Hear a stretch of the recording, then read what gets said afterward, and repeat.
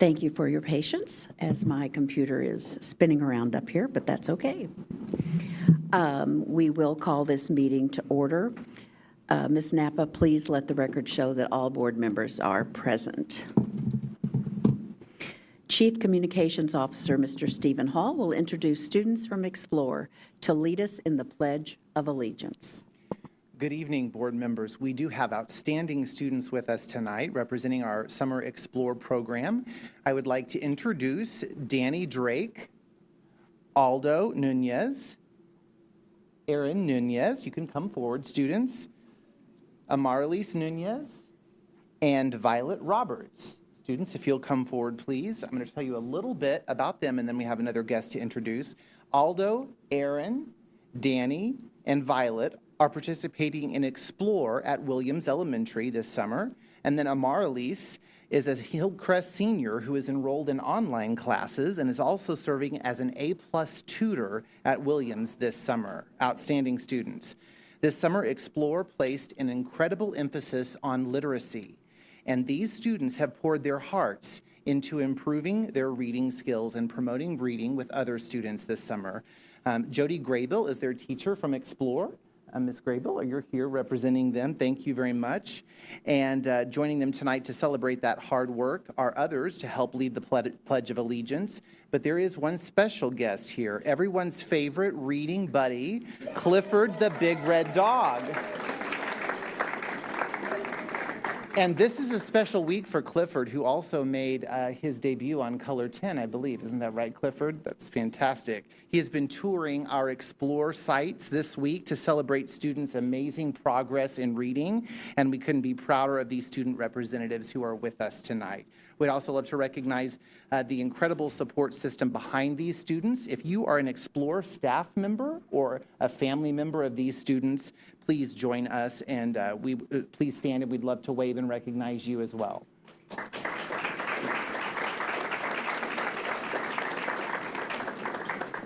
At this time, we invite you to stand, if you are able, as Clifford and our Explore students lead the Pledge of Allegiance. Whenever you're ready, students. Pledge allegiance to the flag of the United States of America and to the republic for which it stands, one nation, under God, indivisible, with liberty and justice for all. Great job. We're going to take a photo, students, and Clifford. Ms. Graybill. There you go.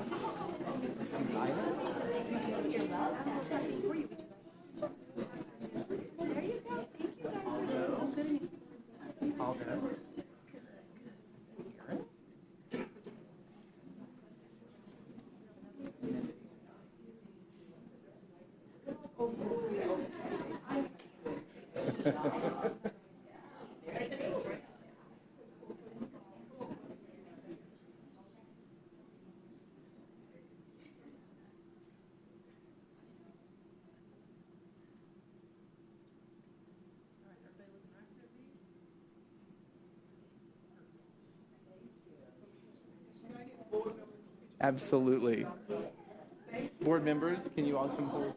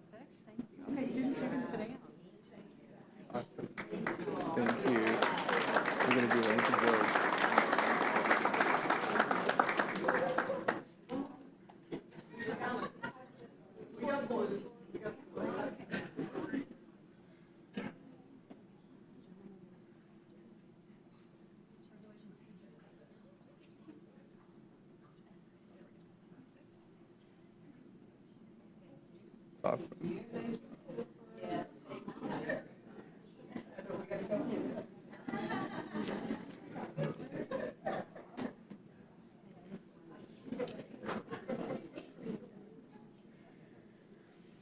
We will now continue honoring excellence by introducing an outstanding student artist. Aiden Anthony, would you please come forward?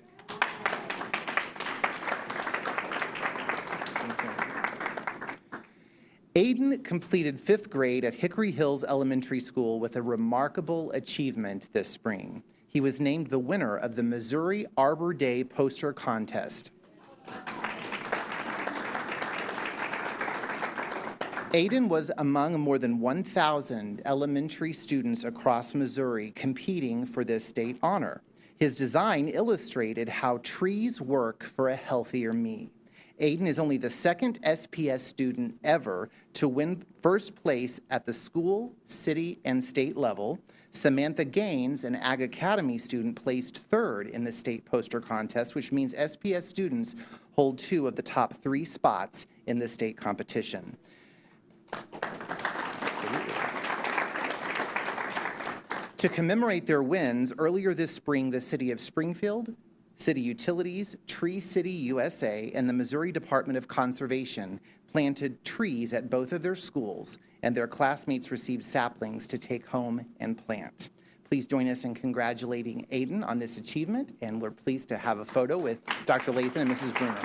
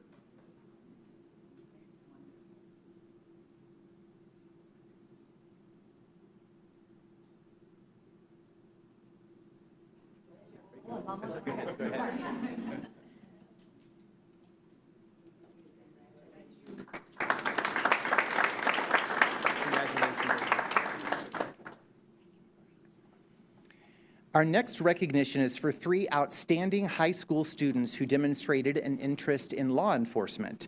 Simon Ballard, Casey Dilley, and Kason Monteleon. Would you please come forward?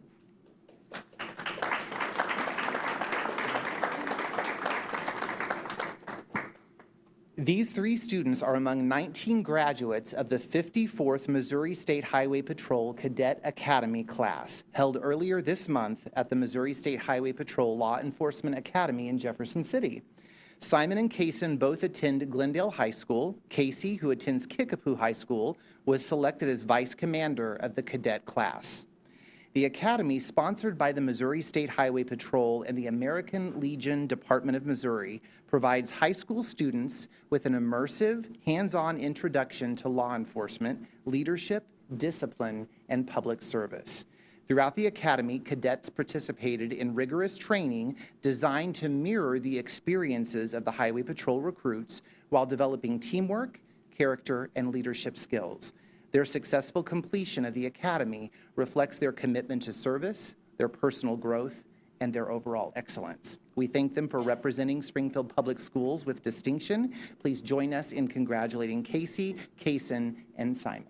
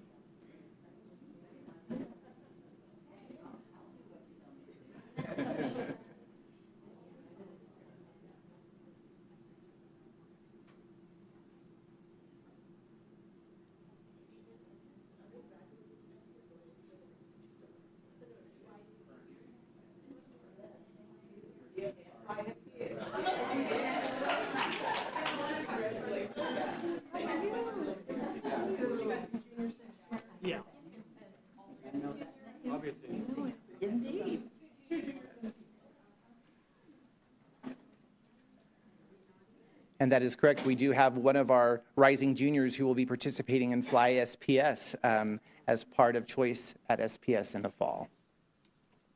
Our final celebration tonight is this honor right here. This honor has been bestowed upon Springfield Public Schools by the North Springfield Betterment Association, and we would like to present this to the Board of Education. This is the NSBA 2026 Community Impact Award. Each year, NSBA recognizes an individual or an organization that has made a positive impact within the North Springfield community.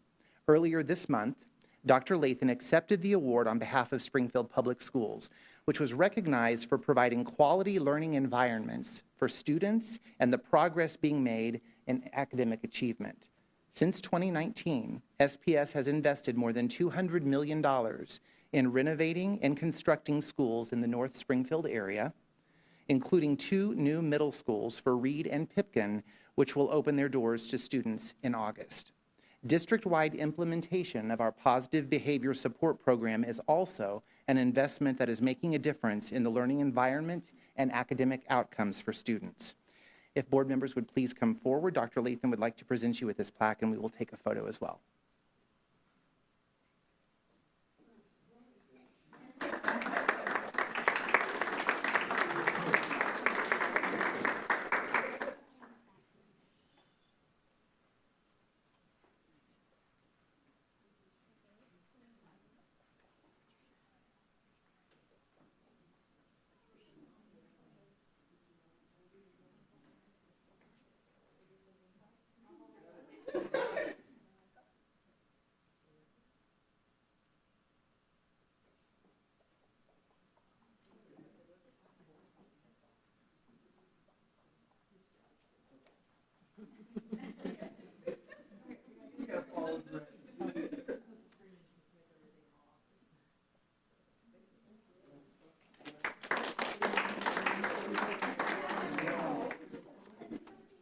Congratulations to the board, and that concludes honoring excellence for this evening. Thank you.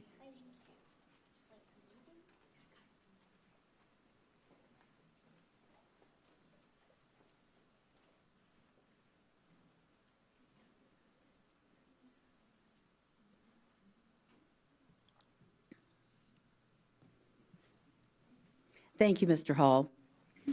Our next agenda item is the approval of the agenda. Our recommended action is that the board approve the agenda as presented. Do I have a motion? So moved. Board Member Huff moved. Who said the second? Board Member Thomas Tate, second. All in favor? Opposed? Chair votes yes, so 7 affirmative. Thank you. It's now time for public comments. Item 3.01, however, there are no public comments this evening. So we'll move right on to item 4.0, consent agenda items 4.01 to 4.11.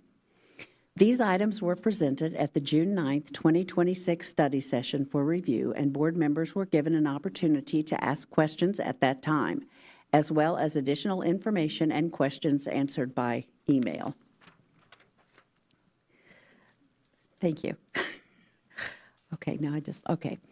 In Board Policy BBFA, Board Member Conflict of Interest, it states board members shall not vote to employ or appoint any person who is related to them within the 4th degree by consanguinity, thank you, or affinity, in the event that an individual is recommended for employment or appointment and the individual is related within the 4th degree to a board member, the related board member shall abstain from voting and shall leave the room during consideration of the question and the vote unless the motion is part of a consent agenda and there is no discussion, in which case the member need not leave the room but will refrain from voting.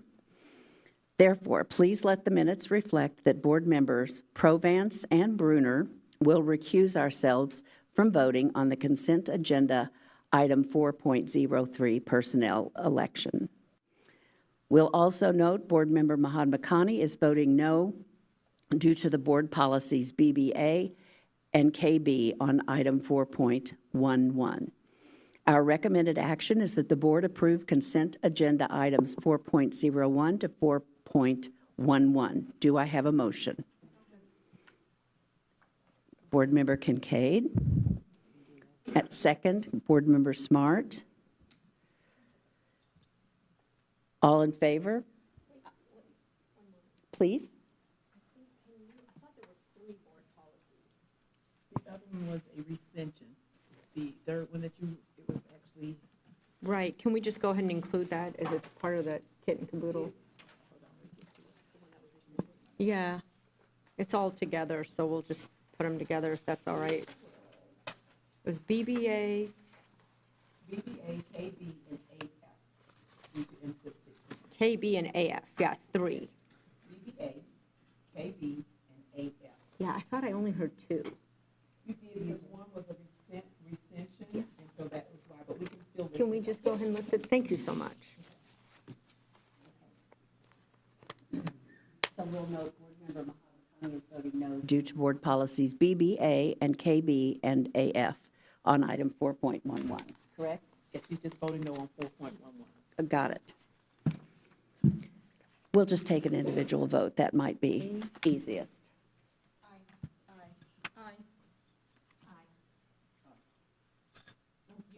You're abstaining.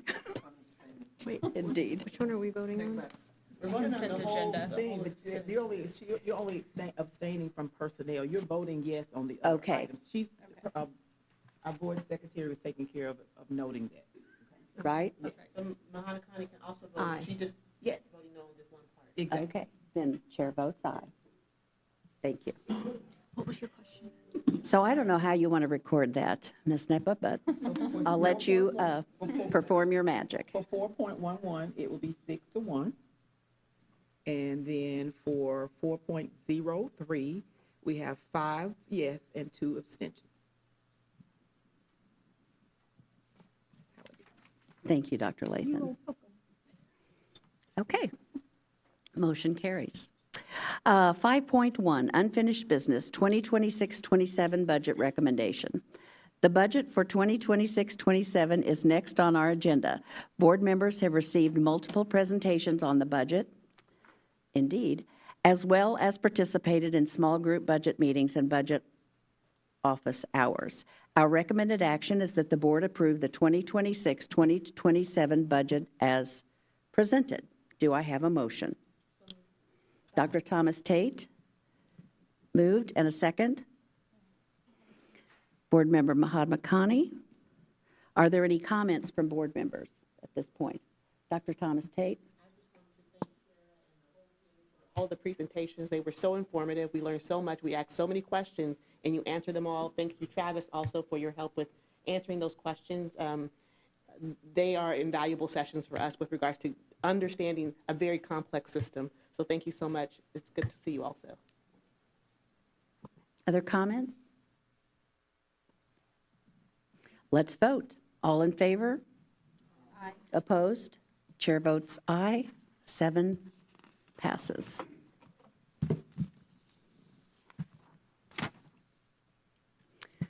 New business, item 6.01, compensation plans for 2026-27. Dr. Lathan, do you have comments? Yes, good evening, board members. Would like to thank also our team, our leadership team, and also a special thank you to Shannon Bennon, our president of the SNEA, and the entire collective bargaining team, not only from SNEA, but also for SPS. When we met as a team, when I say team SPS, that's the union, and also our administrators, everyone came to the table understanding that we needed to focus on student learning and well-being, that we needed to focus on retaining high-quality teachers and staff, that we wanted to make sure we were investing resources where they would have the greatest impact, and we also wanted to make sure we were maintaining efficient and effective district operations. Anytime you're involved in negotiations, neither side gets everything that they ask for or that they present on the table. But I will tell you about this year's negotiation, very respectful process, very professional process. Our team understands the face and the realities of student funding in the state of Missouri. and everyone came to the table understanding that. So just to point out, with the board's support, we will be investing $6.4 million in additional salary and benefits for employees. And compensations are, of course, were agreed through our collective bargaining agreement. Those staff members represented by a collective bargaining agreement will receive one step. And in addition to the one step, all staff members will receive, all full-time employees, a $500 stipend to be paid on December 14th for the request of our union group. And then part-time employees, $250. Those staff members that are at the top of the salary schedule will receive a $1,000 stipend on December 15th because they've already reached the top of that salary schedule. Some additional things that we agreed on with SNEA was a reduction of the sick leave payout from 60 days to 50 days, cell phone stipend for eligible employees, additional SPED paperwork hours from 50 to 70. Our special ed staff members are required to file a lot of paperwork, and so we agreed and supported that recommendation. Split teaching stipend for eligible employees. Those are teachers who are splitting or teaching maybe like a K-1 or 1-2 classroom. Paying our school nurses hourly when they substitute, and also a uniform allowance increase for our school police officers. Once again, I want to thank everyone for just being sitting around the table and being committed to finish this process by June the 1st, in which we did. And once again, thank you, and with the board's support, I hope you will improve the compensation plans tonight. Thank you. The recommended actions that the board approve the compensation plans and the 2026-27 salary schedule as presented. Do I have a motion? So moved.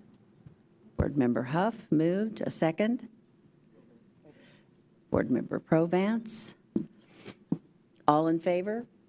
Aye. Opposed? Chair votes aye. That's second affirmative. Next, we have item 7.01, our legislative session summary. Jason Zamkus will provide an update to the board on the recent legislative session.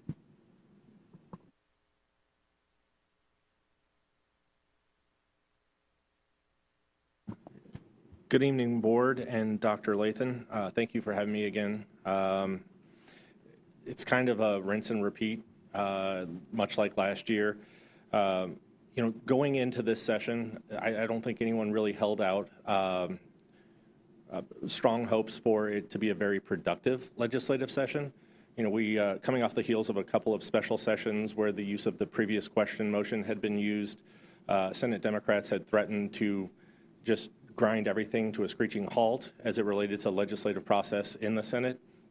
Over the course of the first several weeks, almost month of session, negotiations were undertaken where there were some rules changes that were agreed to by both parties, the Republicans and the Democrats, that made it more difficult for future legislatures to implement the use of the previous question in the Senate. And with those successful negotiations, we actually saw some real progress.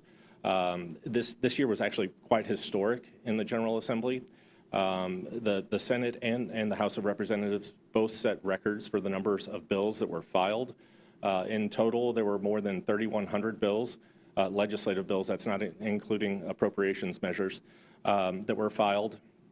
And also, not necessarily historically, but certainly breaking from the trend of the most recent years, we saw a significant increase in the number of bills that were truly agreed to and finally passed and sent to Governor Kehoe's desk. In fact, 82 proposals landed on the governor's desk.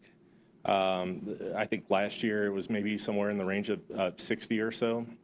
Again, we've seen an increase in the utilization of omnibus bills. So seemingly at times, unrelated proposals are tacked together into these giant legislative packages. And, just like any other legislative session, there's always good news and bad news. And I'm the kind of person that wants to hear the bad news first. And so we're going to talk about the budget, okay? Obviously, with the foundation formula, DESE had recommended $190 million more than what Governor Kehoe had put into his recommendations for the governor's budget. Some of that was put back into place through the utilization of some gaming revenues in the House that I would say, I think anyone that is familiar with the appropriations process would say we're probably optimistic, if not inflated. Through the conference committee process, actual GR was put back in, but in the end, we're still roughly, I think it's 207.6 million, kind of in that range, shy of what the foundation formula would actually call for. In addition, as it relates to Prop C funding, $190 million was left on the bottom line. That money can only go to school districts, but for whatever reason, it's just sitting in a bank account right now. Transportation funding was basically flat, but still less than what DESE had recommended, just based on increased fuel costs and transportation costs. Like I said, I always like the bad news first. So funding wasn't the greatest, but because of the fact that funding was less than what would otherwise be prescribed or certainly wanted in the education realm, we were very fortunate in being able to use that as an opportunity to create a coalition of individuals in the Senate who previously supported 727. And basically, the coalition stood for, we're not going to foist these unfunded mandates on school districts if we can't step up and fully fund our obligations. And so you will note that my legislative summary is really brief. There wasn't a lot of K through 12 public education policy that was passed this year. And that's because when it came to the Senate, and this goes, by and large, I have to give your outgoing state senator, Lincoln Huff, a lot of credit, because he was the champion that would stand up and offer an amendment. If we're going to make school districts do this, it's only going to into effect if we fully fund the foundation formula, the transportation categorical, and the minimum teacher pay. That amendment went on countless bills in the Senate, and they all died. So again, there was a reliance upon omnibus bills. Most of the stuff that is in my legislative update is school safety. There was an ag pilot program that is now going to be curriculum that DESE can put out, but it's voluntary for school districts to adapt. Saving for that, obviously, there was some work around MISHA and a new appeals process that was heavily negotiated, and I think ultimately landed in a good space. The problem is, going back to the budget, the state of Missouri's fiscal affairs is not in a good one. We've got about a $2 to $2.9 billion surplus, but based on the upcoming fiscal year's appropriations, we could be looking at about a $200 million surplus for the next fiscal year, which is obviously going to put a lot of priorities in peril, potentially. On the upside, as I'm sure you're all aware, Speaker-elect Riley has appointed Bill Owen, another Springfieldian, as budget chair, and I've spoken with Bill. He's interested in meeting with the board and Dr. Lathan and trying to understand what resources are needed to continue all of your good work. And we're going to work with the administration to try to accomplish those goals. There's just a lot of unknowns. We've got a significant portion of both the House and Senate that are termed out.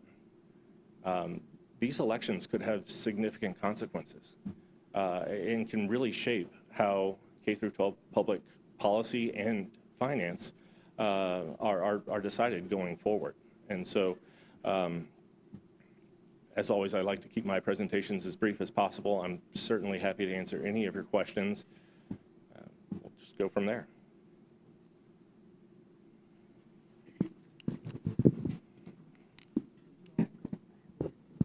Pardon me? Questions, comments from the board? I have a couple questions, and maybe just more than questions, just asking you to go into a little bit more detail on, because I do think, and we've had a lot of time as board members to look at the school budget and look at how we receive our funding as a district and how we allocate that out. And there are still days where I go, oh yeah, that's how that works, and that's how this works. Can you kind of educate and remind us, and those who are here in the audience maybe listening, about Prop C, and you mentioned the 190 million that's Yeah. allocated to education, but just sitting there. So that's a local option sales tax that is placed into a fund and then distributed to districts throughout the state of Missouri. For whatever reason, the legislature decided to leave that additional 190 million just sitting in the bank. One could draw conclusions that it happens to be the exact same number that was less than the formula called for, that was in the governor's recommendations. That would all be, speculation at this point. Obviously, the governor has until July 1st to make his decisions as it relates to the various line items. I think there were 132 additional line items that weren't in his original recommendations that were added in over the course of the legislative process. Based on, and I think I provided you with some revenue projections and just kind of a best guess as to where we're going to land and what the governor's looking at as he's evaluating these various line items. Likely there will be some restrictions. I've spoken with the state's budget director. The first thing that is on the chopping block are one-time capital improvement projects, which there are a number of those included in the 132 line items that were added on by the legislature. So ultimately, the money is I guess, Ms. Huff, to your point, the money is collected at the local level. Well, it's collected at the state level, technically, put into a fund, and it can only be spent by a state appropriation. And if the state appropriators decide that they want to keep a fund balance, that's their prerogative, unfortunately, in this case. Yeah, I think, and we will, as board members, try and continue to do our part to educate our community and our employees on funding issues.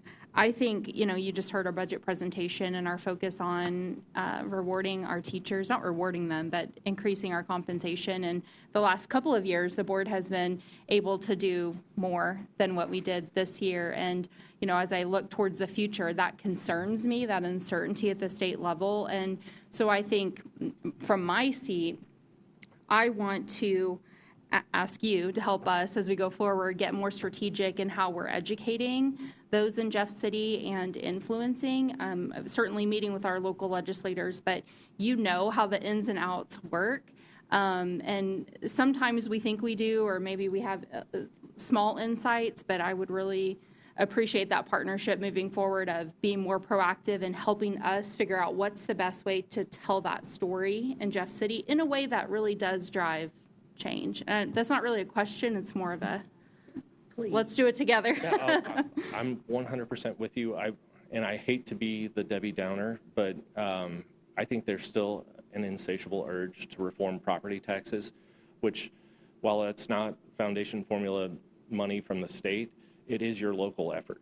And there were some things that were done this legislative session around the edges, but I don't think that urge to have real and meaningful property tax reform has gone away with this legislature. Most people that I'm talking to are campaigning on cutting property taxes, which is direct revenue for public schools and other needed local services.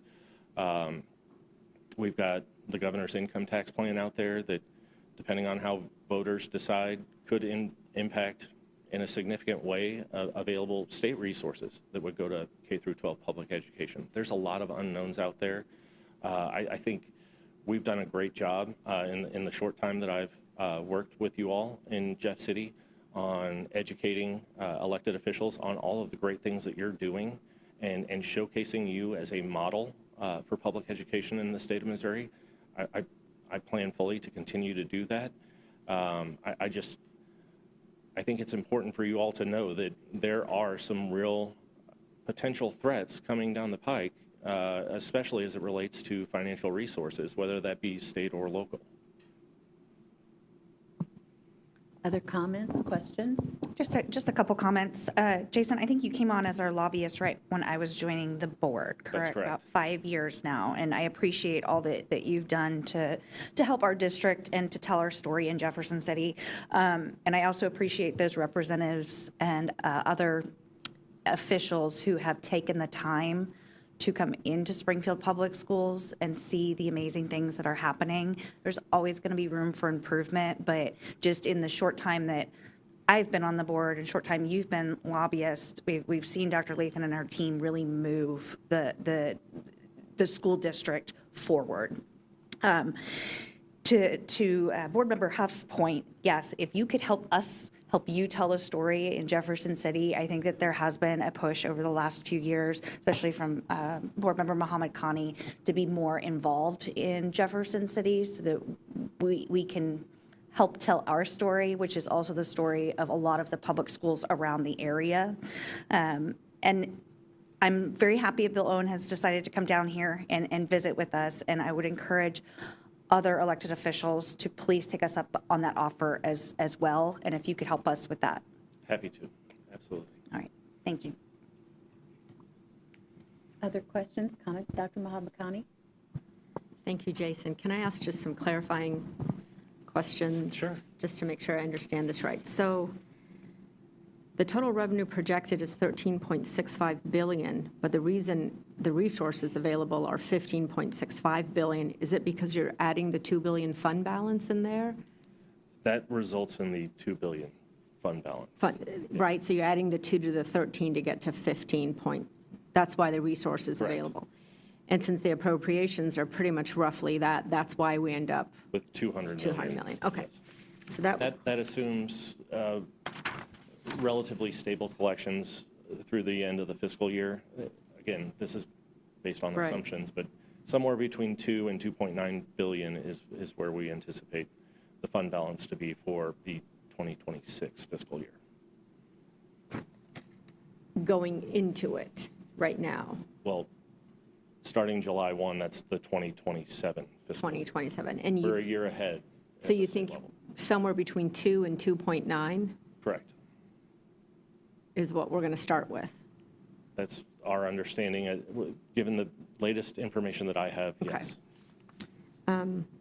So the Prop C fund balance, that's 190 million left in there. In the past years, was there such a large amount left, or was it always appropriated? To my understanding, it was almost always appropriated. So this to the is an full extent. unusual- This okay. is, at least to my experience, this is not typical. Typical.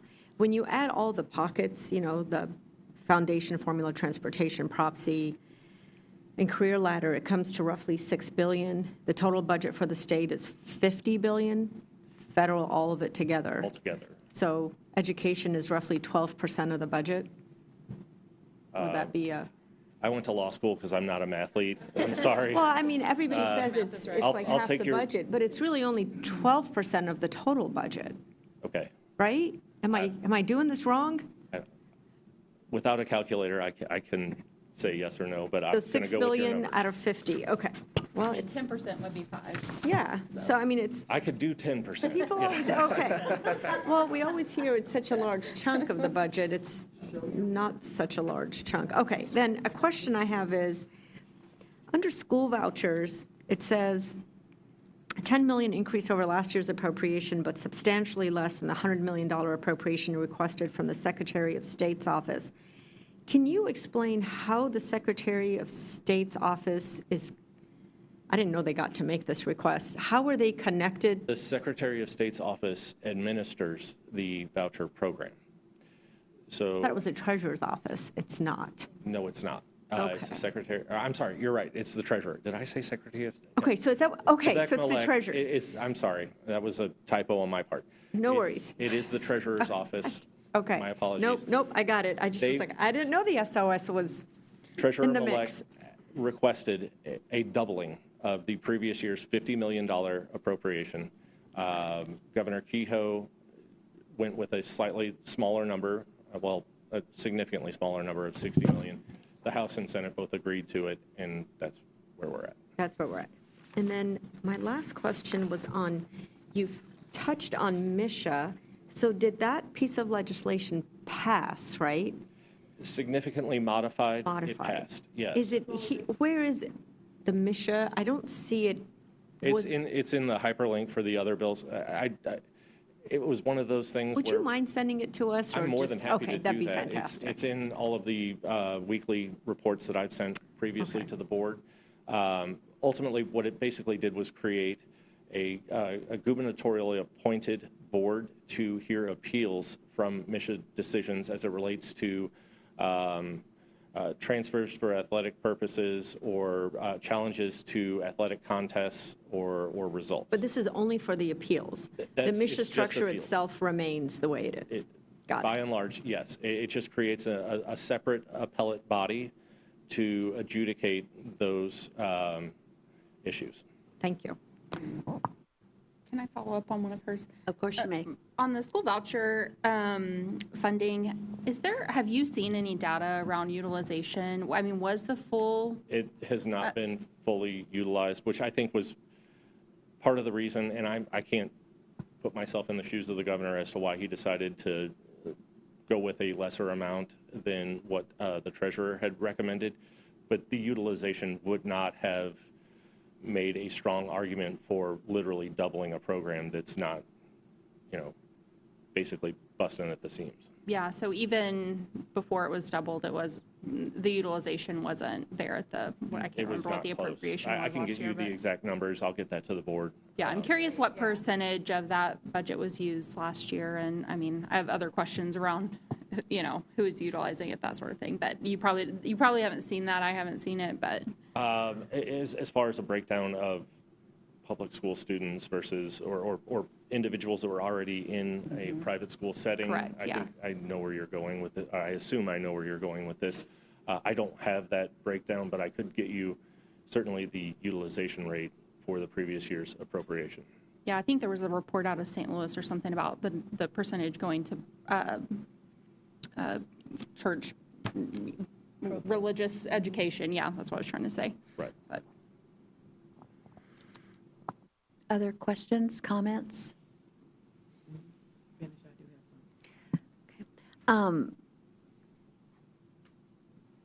I know that you mentioned you start with the downside and then you go to the upside. As a board, I will tell you that I think that it's inherent upon us to approach these things aggressively, not in a mean-spirited way, but in a very forthright way. Our responsibility, and we've talked about this, and again, someone mentioned it earlier, Dr. Muhammad Makhani really started this train going a few years ago about not only educating ourselves as to what's going on, but helping to educate the public.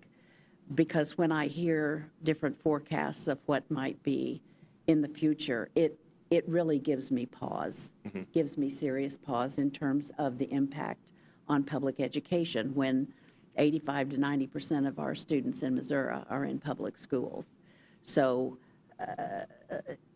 you were right. Elections have consequences and that sort of thing. So I guess I will, and I appreciate your position about that you've been working that at your level.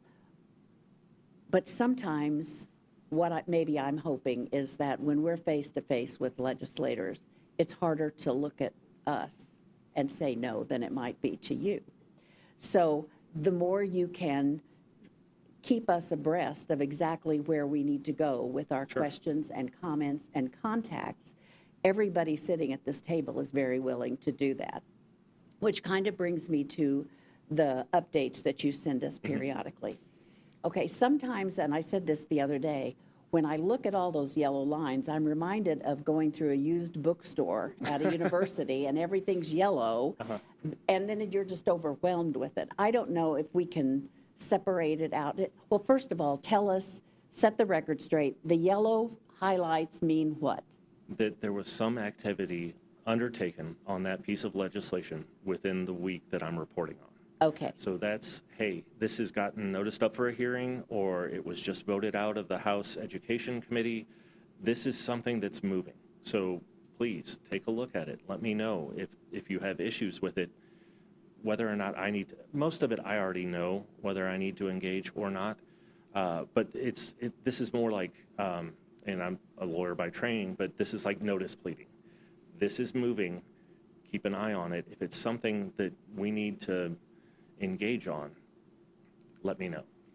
Well, I will just say from a personal standpoint, sometimes there's so much of it there. I have trouble focusing in.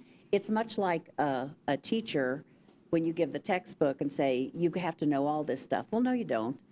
You really need to hone in on what's most important, and it's inherent upon the teacher to explain that to the student. Right. You're the teacher, we're the students. So help us as you can, Okay. with still being as thorough as you are, really hone in on where we need to put our efforts in terms of learning more and asking more, if that's a reasonable request. Happy to do that. And if there's one thing that I would really want to impress upon the board and your staff, as you receive fiscal note requests on legislation, take them seriously. I mean, that's part of the reason that we were as successful in stopping unfunded mandates as we were this year. Show the real impact that it's going to have on your district, how much it's going to cost you, whether that relates to a number of teachers or you're going to have to, a whole host of different ways to try to make this work. If you can respond to those, that's tremendously impactful at the legislative level so that I can go in there and say, you're not fully funding us as set out in law under the foundation formula or the transportation categorical or the minimum teacher pay that the vast majority of the legislature is still going to be there next year, signed off on. Let's make an argument, a monetary argument, for why this is not the right path to go forward. Right. And I think the public understands the idea of increased costs, whether it's their home budget or the school budget or whatever. And so we have these, simultaneously, we have these things that are at odds. The cost of things are going up, and I think of transportation and the price of fuel. Sure. And then the flat funding or the reduction in funding, and it really has the making of a storm. Yeah. Okay. We're taking fire from all angles right now, and Yeah. the more that we can do to inform legislators as to the actual fiscal impact, the real day-to-day impact it's going to have on the educational environment of your students and constituents, I think the better off we're going to be, and we'll have a better result, hopefully, Yeah. next And May. as you educate us, then we can help educate the public too, because in the end, it's the public that sends the legislators. You're correct about that. So, which, it's a big responsibility to be a voting member of the democracy. It is. I'm going to change a word that I used earlier when I said aggressively. Sometimes people will take that as something negative. What I should have said is passionate. Everybody at this table is very passionate about public education and what it provides and what it does for our country and our democracy. So we want to do all we can to get out there and tell the story, not only of what's going on well in Springfield Public Schools, but to share the message of what public school does for us as a country. Yeah. Board Member Provance.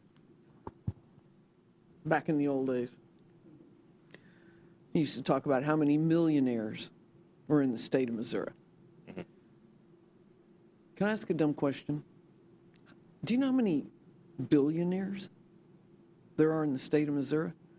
I know that things that we're talking about is, not taxing maybe the top of the pay scale and putting more taxes, that would be Amendment 4 and 5 on maybe the working class. Do you know how many billionaires there are? Offhand, I don't know, but I do know that there's at least one that's heavily funding the Amendment 5 campaign and support, so. Just checking. I appreciate that.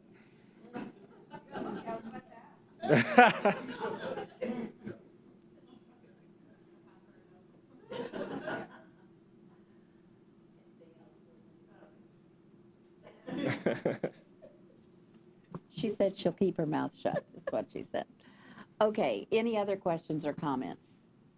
Dr. Lathan, you wanted me to come back to you? Yes, thank you, board members. Thank you, Jason, for your presentation. Several things that I've kind of heard from board members, and most of you, board members, you've hit all of them.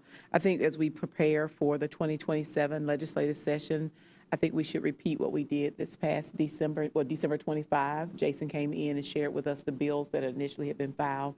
And also want to remind you, board members, that's when we also say to Jason, here are the things we would like to accomplish during the legislative session. And so I'd like to go ahead and get that on the calendar for the fall. We'll do it in December. And like I said, we did it over during lunchtime to do that, because I think that's extremely important.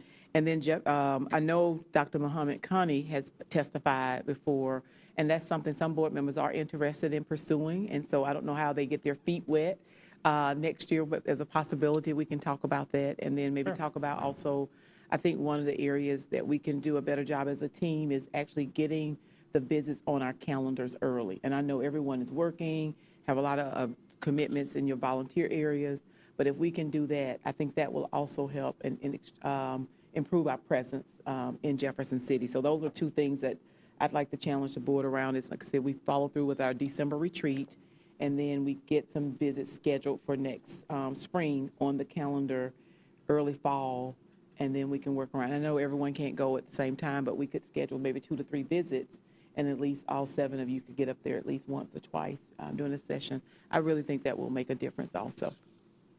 Is it okay with everyone? Okay. And I do want to say one last thing. I apologize. Please, So no, goodness. I want to thank you, Jason. Last fall, you did help us secure funding for the remainder of the 25-26 school year for Launch Missouri Workforce, which is funding that had been provided by our previous governor, and we were able to get that through this year. School districts that are partner districts in Launch, moving forward, will have to pay that out of their own school district funds. But I do thank you for helping us to secure those funds. Not only did it support Springfield Public Schools, but all school districts across the state. So over 500 districts that wanted to participate were able to do that as a result of that funding. Thank you, board members. Thank you, Jason. Well, and hopefully when we sit down with Bill Owen and the governor, we can make a pitch if the board feels so inclined to reinstate that funding. So not only do we have the chair budget out of Springfield, but the vice chair budget. I don't know that the vice chair has been named yet officially. Oh.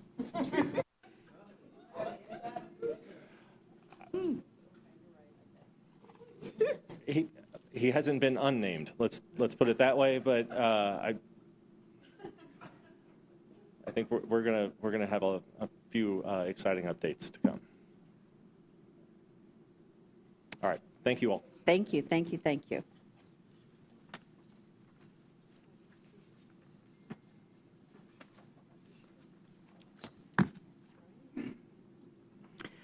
Next, Dr. Travis Shaw will join us at the podium to introduce Capital AE to provide an update on this item. Hello. Haven't dropped the mic yet. Yeah. So good evening, board. Pleased to have with us this evening the team that will be working over the next several months and has for the last couple of months on providing us with an updated facility master plan. We had the privilege, our executive leadership team had the privilege this morning for about 4 hours to go through some visioning exercise with them. And so with us tonight is Josh Chisholm with Capital AE, David Sturts with Sturts & Company, Matthew Palmer from North Carolina State, and Lindsay Reichert with Paragon Architecture. And so they're going to kind of walk through what has taken place over the last 2.5, 3 months, what those processes have looked like, and what are the things to come over the next 4 to 5 months prior to a final report in December. So I'm going to turn it over to Josh and let him kick things off.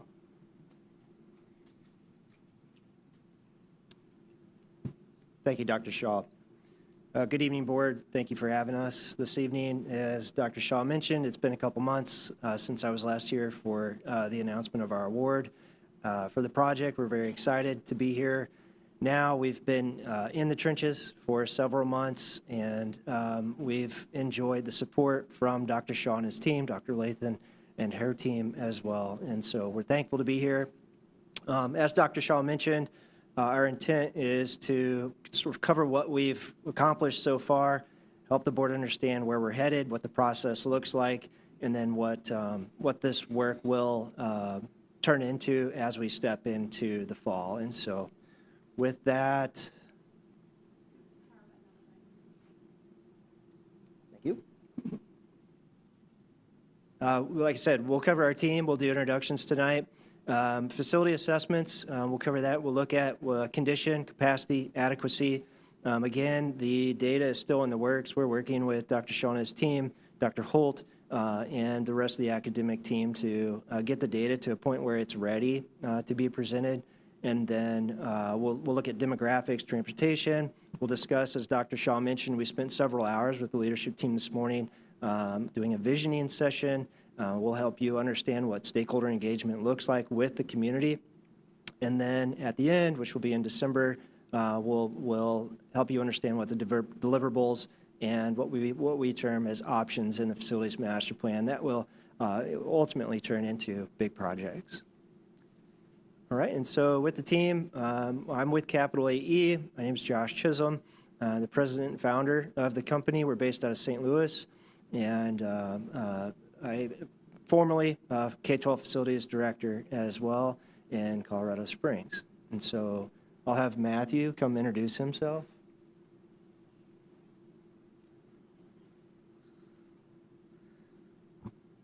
Good evening, all. Nice to be here with you. My name is Matthew Palmer. I am at NC State University.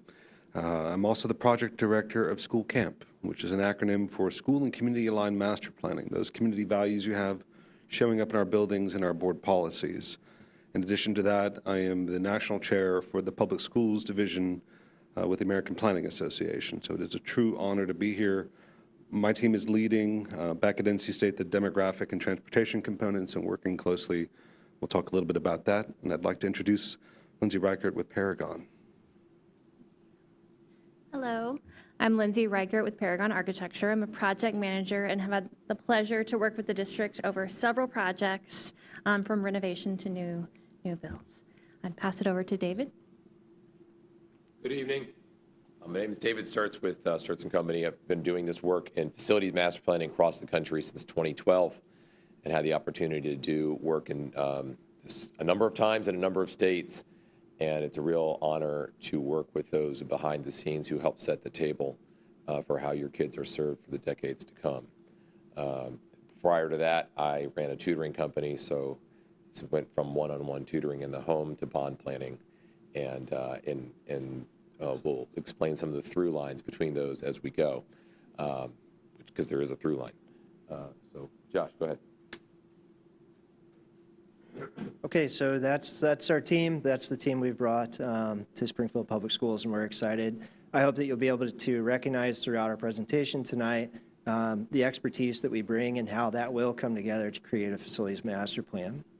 And so from a facility assessments perspective, we looked at both your buildings and your sites. So we don't just look at the schools themselves, we also look outside the schools, the parking lots and the concrete sidewalks and the play fields and the playgrounds. All of those things have been assessed at this point. We've taken all that data. We use sort of a nationally recognized structure called Uniformat. We looked at a myriad of things in your buildings, from everything from the foundation to the roof: flooring, ceilings, lights, paint, ceramic tile, plumbing fixtures, fire alarm systems, security alarm systems.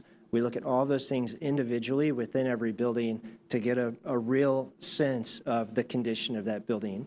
And we disaggregate that information to understand what's your top priority and what's your lowest priority. And for every issue that we find, we put a cost estimate to that.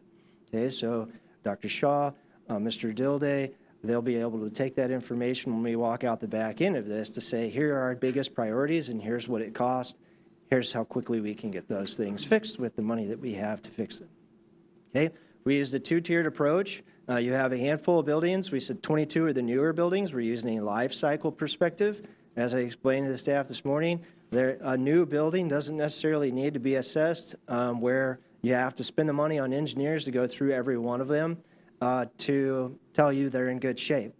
The buildings that we focused your investment on are the buildings that were in a condition that really necessitate a deep dive.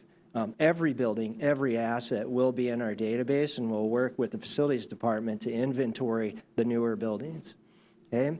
And then forthcoming will be the reports. We do have all of the data in. My team is currently working on analyzing the data, and we will work with Mr. Dilday and Dr. Shaw and their team to make sure that that data is accurate and that we have a realistic picture that we bring to the community. The last thing we want is to have something that's not as accurate as it could be. Okay? So 4.73 million square feet, 66 schools. We finished the work in May as far as the assessments go. This is just a quick picture of the landscape across your facilities. And so you can see somewhat of a bell curve with a clear uprising there in the 1950s with these buildings by decade. I would like to draw your attention over to the right of the screen showing that $2.32 billion replacement value. The cost of facilities is real. And so I shared this morning that a rule of thumb would be that 2% of your portfolio replacement value would be a good investment annually into that. That is a rule of thumb from the industry standard. And so, most school districts, I'm not aware of a school district that has the funding to invest that annually. And this is this constant grind that we have every day, day in and day out. Dr. Shaw and Mr. Dilday, their team are keeping your schools in operations, and they're doing it on a shoestring budget. But they're doing a great job. And so we kudos to them for what they're doing. We were impressed with what they've done and the investments that your team has made over the last decade to improve your schools. With that said, there's plenty to come. And so what we found is that so far we can say that roofing is one of your biggest needs. We like to say you need your schools to be warm, safe, cool, and dry. Dry means no roof leaks, okay? Because roof leaks cause additional problems in the building. And so roofing, floor finishes, asphalt, those are sort of your top three that have come out of from an aggregate perspective. From a dollar perspective, that'll be different, and we're continuing to work on that information. We'll bring that back to the board and to the community after we finish the analysis. Okay, we did do a survey for all the building principals. We were able to get 100% of the folks that we sent the survey out to respond. Dr. Shaw and team, Dr. Holt did a great job helping us make sure that all of the staff, building principals knew. So 52 building leaders took this survey, and we asked a handful of questions, but one was, from your building, what's the number one need? HVAC was overwhelming. Overwhelmingly the number one answer. Up next, roofing, and then back with that with flooring, which is pretty close to what we're seeing in the field. On the site, we had a lot of respondents say we need playground upgrades, and parking lots and drainage were close behind. And then on the right, you can see the building principals scored their building from 1 to 5, being very poor to great. And you can see that you're sort of slightly to the right of the middle zone there. If you looked at it, I want to say it's like a little over 3.62 or something like that. So your building principals believe that the buildings in general are above average, they would say. And this is more of a reflection of their lived experience, not necessarily from an engineer's perspective of the condition of the building. So we do almost always, VC correlation, that the building principal says this and the engineer says that. Most of the time they're on top of each other with some slight variance. And so I would anticipate a similar report when we finish the analysis for the condition of your schools. Okay. Next, David is going to talk about capacity. So we've analyzed all of your floor plans, looked at every room, coded what was that room likely designed on based on the age of the building and the size of the room and the configuration of the building and so forth. We've coded that room by building, by room. We've matched that to your master schedules. We're matching what's being taught with how many kids, by whom, in what space, at what size. So we can get an idea about how many kids are in, how much square foot per student you have to get to the adequacy side. So right now our team, working with Matthew's team at NC State, is calling all the building principals and reviewing our initial findings to ground truth it and to make sure that it jives with their expectations and their understandings of how their building's used with our data, so we have a solid data to work from. We initially begun working with your leadership on designing the classroom loading standards, elementary, middle, and high school, that will be assigned to the different classrooms, so we have an idea of kids per room, by grade level, in what room type, so we have an understanding of what our planning capacity will be down to the room level. And then on top of that, I apply utilization factors, which I'll get into when we have the data revealed in early fall, around Labor Day, where we take, there's increasing course diversity as you go up, elementary, middle, and high. And so there's increased sort of inefficiency. Kids don't come in 25 student buckets for every class. As you go up through the grade levels, you get AP US history, and you get different language opportunities and math opportunities where the class sizes decrease. And you've got to account for that in your numbers, or you're giving a capacity number that doesn't reflect reality. And so we have factor in that increasing complexity, change special education versus regular education classroom loading standards, and so on and so forth. So you're going to get a full report on that here by the beginning, around Labor Day, I'd say end of summer. And that data, coupled with the demographic projections Matthew's team is going to provide, will give us a really good idea about what we're planning for 5-10 years from now, which is what our master plan will point towards. Okay. Adequacy. So when I say facility adequacy, one, it's not the adequacy of the instruction or instructors. It's none of the real magic of the art of teaching. This has to do with what can the building facilitate. And you can look at a myriad of different ways to define adequacy in a building, but in doing this work for a bit, what I found that actually moves the needle in making an investment decision is how big are your classrooms? And if you've got a school with lots of itty-bitty classrooms where kids have to sit in rows and stand in lines, and that's about it, that really impacts what teachers can and cannot do as you fill that classroom up with bodies, particularly as those bodies get big. And so, for an example, here at Bowerman Elementary, we have 2 classrooms. The upper one, 124, I believe, currently loaded with 24 students. If we would say it's 575 square feet, and so you're at about 24 square foot a student. In my work in doing this and working with different states and different districts, what I've come to as a recommended planning number for standard education K through 12 instruction is about 36 square foot a kid. That allows you to get up, reconfigure a room, and you can plus or minus that a little bit. But to me, that is a good, common, middle of the road square foot per student planning number to design to and to adjudicate a room against for adequacy. Things like art need more room because you got manipulatives, you got to get up and move around more than, say, an English instruction. And art's taught in that classroom. So you're pinched, you're squeezed in terms of what you can do.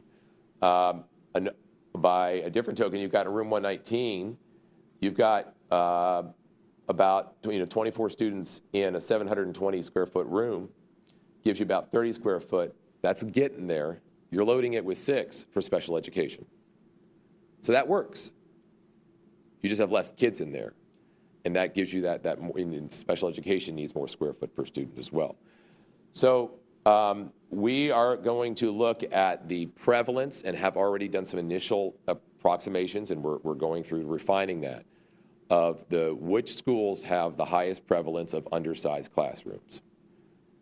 Because, to look ahead, when we get to facility master planning, if you're going to do a major renovation on a building, you're going to plan for about 3/4 of that building's value, or cost, 75–80%, just to fully renovate it if you took everything out.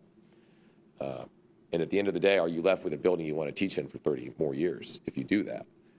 The size of your classroom portfolio is a good indicator of that, whether that's going to be a wise decision in the long run. Okay, demographics and transportation. Matthew.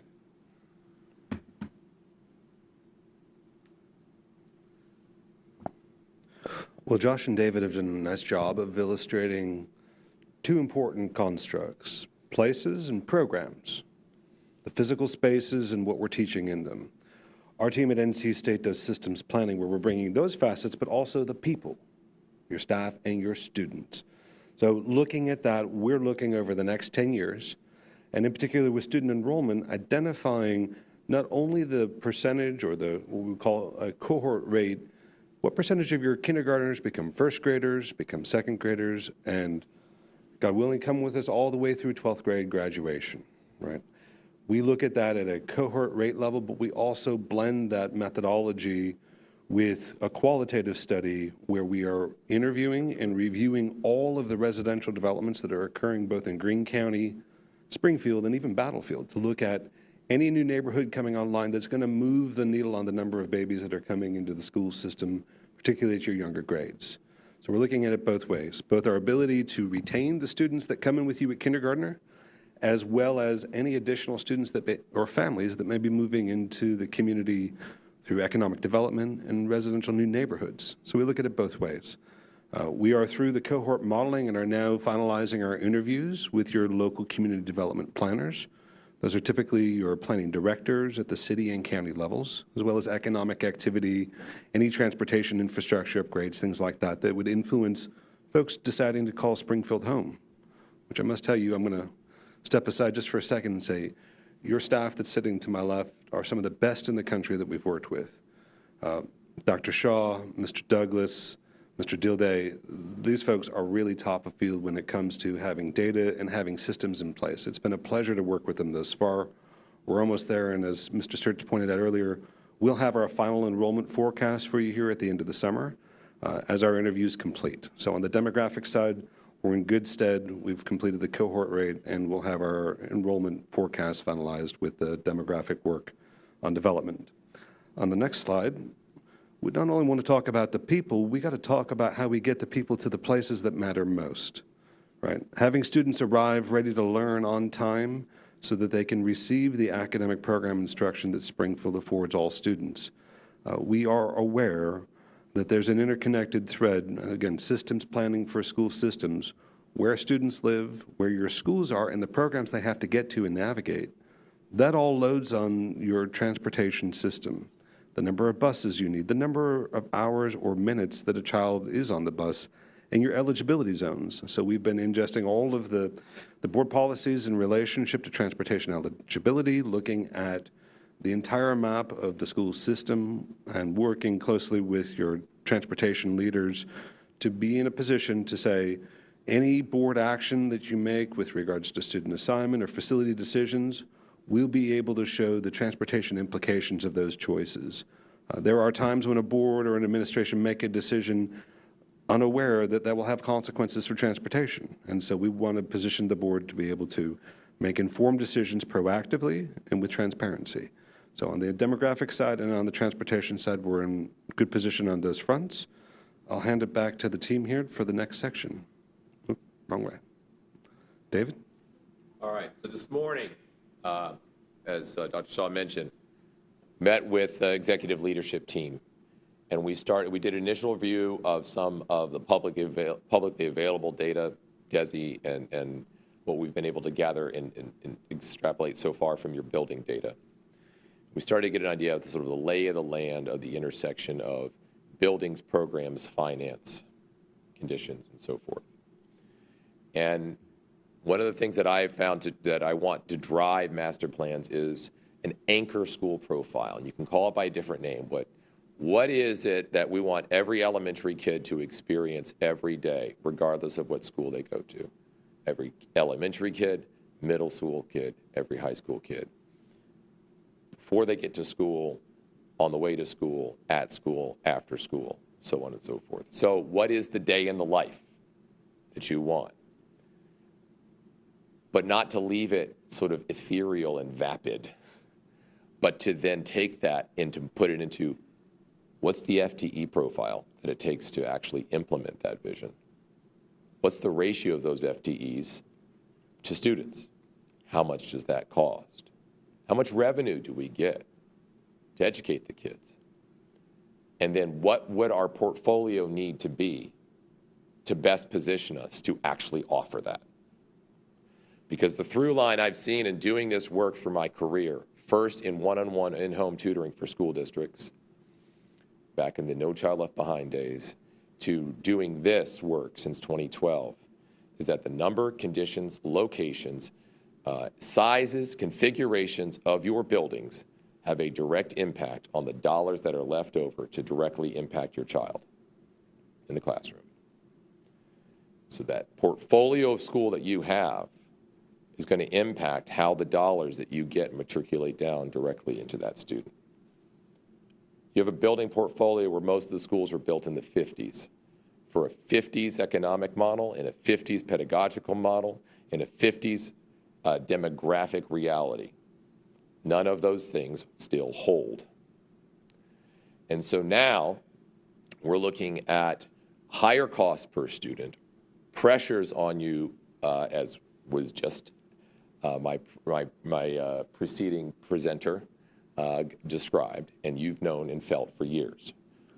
Our role, our responsibility in facilitating your master plan is to not leave you with a wish list that you can't actually afford or implement, but to leave you with an actual plan that, if implemented, positions you to actually execute and fulfill your vision that you lay out. And that is in dollars and cents on your operations and on your capital. That is a facilities master plan. So this morning, we started with that visioning exercise and the data review and started to get a picture for what is this anchor school? What is it going to look like? And the team, it was very engaging.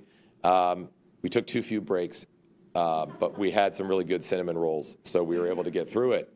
And we did the data dive, as I mentioned, on the DESI data and the FTEs and the staffing ratios and the class sizes and the program offerings and all those things, which will be forthcoming in our background report. But to get an idea about what do you got. And the next step in that is going to be working with your academic team, your finance team, to take that vision and to build that FTE profile, to build that financial model, and to come back and say, well, if we really want to implement our vision in a single cohort school, this is what it would cost. In a 2-cohort school, this is what it would cost. 3, 4, so on. And you've got all of them in your portfolio. You've got a range. And then to overlay that anchor school profile on the building conditions and where they are relative to your populations and the adequacy of the buildings based on schools' classroom size, to see, envision if we were to rebuild your schools so that every kid had access to an anchor school you could afford and they can access, what would your portfolio look like today? The master plan drives to that.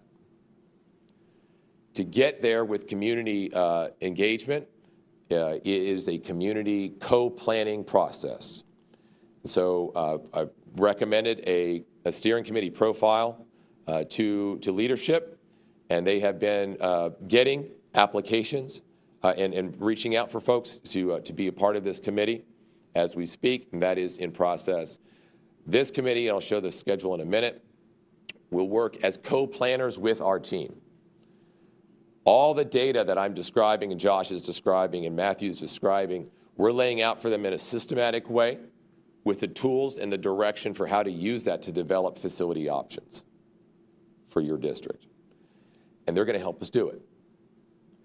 And we're going to do that over 4 meetings.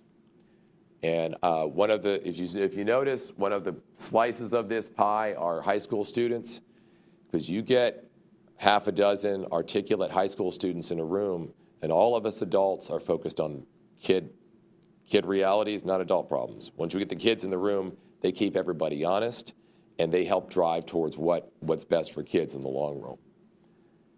There are 4 steering committee meetings. Each meeting's about 2 hours in length. Each meeting has a 30 to 45-minute introduction and setup, with the remainder of that work being a loop of small group work and report out. Where the first meeting, we're going to review all of the data as completed. And it'll take about 45 minutes to go through all that. And then they're going to respond what surprised you, what didn't surprise you, or what confirmed what you already believed, and what implications do you believe this data has for planning? We did some of that this morning. We'll also report out the visioning for anchor schools and start to tee up what are the ingredients we have to work with. I think about the data as our constraints, the vision is what we're wanting to go to, the space between that are our options. Second meeting, start drafting some potential pathways. And I'll lay out the last slide here is what's the continuum that we use to create those pathways, to achieve those options, and review the potential outcomes based upon the vision and data. When we get to that point, we'll take a couple weeks and prepare for focus groups and community meetings where we're going to present out to the public at large the data and some of the pathways being drafted that could get us from where we are to that anchor school vision for every kid every day. Get their feedback two ways. During the day, we'll be meeting with stakeholder groups in focus group meetings, and in the evening, that 19th and 20th, we'll have the community meeting. So it'll be a full day, lots of caffeine, lots of great conversation on those days. On the third steering committee meeting, we come back the following day, and we have review of the options based upon all of the feedback we've been getting, and we start to create different scenarios and trade-offs. What are the pro, cons, benefits, and challenges? Then between that and November 11th, our team works with the executive leadership team, takes all of that feedback from the steering committee and the community and the focus groups. By the way, we're meeting with you all throughout here and keeping you informed to say, okay, all things considered, here's a recommended path. We bring that recommended path back to the November 11th board meeting, steering committee meeting rather, and have a final iteration and lap on those draft options for the steering committee's review. That is our general pathway, and then we deliver to you the recommendations in December. Josh.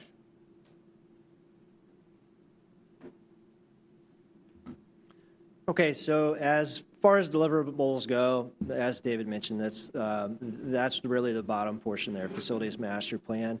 The four components up above are what he just covered. You can see, we sort of walked through that in detail along the way in this presentation, so I'm not going to deliver any more on this slide. And then I'll hand it back over to David to round us out. Yeah, and we'll just kind of all stay up for this one. So this is our last slide, and then we'll get to Q&A. The options that we're going to present follow a logical continuum, and they are not made yet. I have never once been in a part of any process, and will never be a part of any process, where the answers are already baked and we're coming in for public relations. That's not what's going on here. I do not know the options. I'm learning your data. I'm learning your vision. And I have a high degree of confidence with this team and our process and how to facilitate us to get from A to B. Your options will go from a rather conservative maintain and repair approach. What would the implications be of your anchor school vision if you basically kept everything the same and just tried to keep it up? How would that impact your capital, spend, and return on investment? How would that impact your operational spend, the academic offerings and opportunities and extracurricular and support, and that return on investment?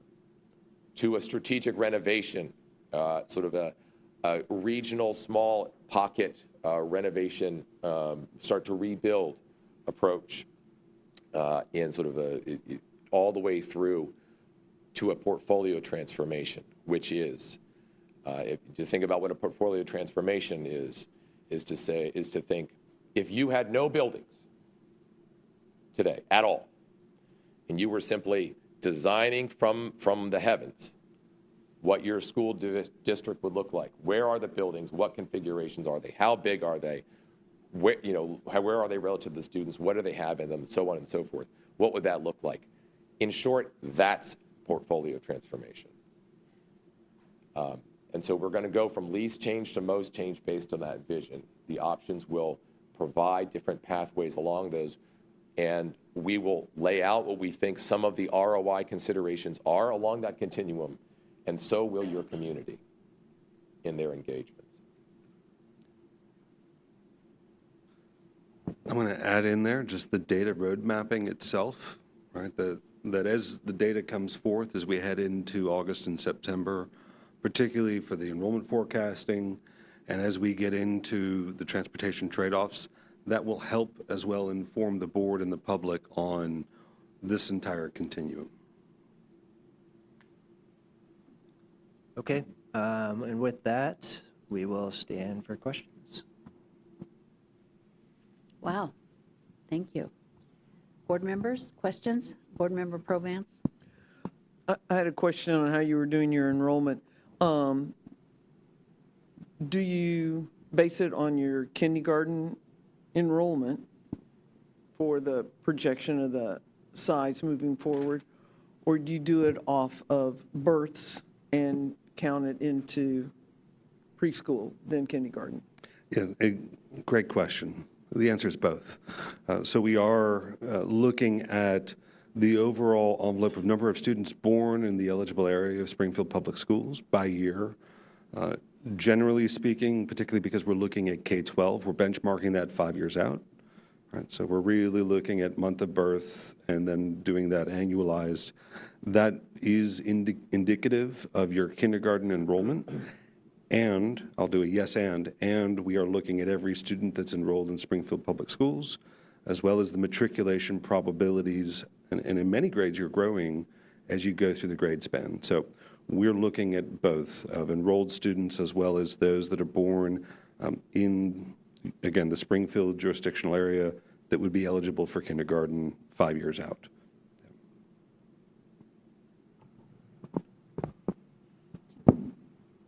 Thomas Tate? My question is related to Susan's a little bit. I was thinking about trying to figure out capacity and enrollment and the impact of the state legislation with regards to open enrollment and school vouchers and how that, and the tax base and how that plays a role, and how do you take that into account? You know, what we generally know is that families who can move to wealthier areas will move to those wealthier areas, but those who can't are stuck in those areas that cannot. And we already have open enrollment here in Springfield, and we can see those changes. We also saw changes after COVID with